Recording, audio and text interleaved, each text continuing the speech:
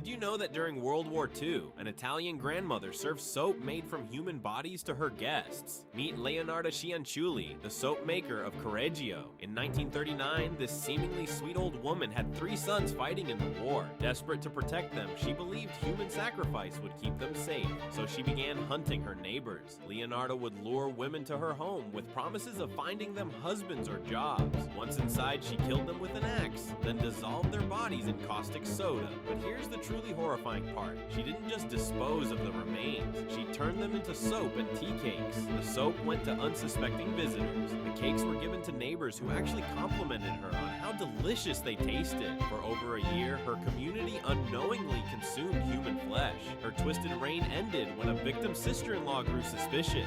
Police found detailed recipes in Leonarda's handwriting, step-by-step instructions for turning human bodies into household items, written like ordinary cooking notes.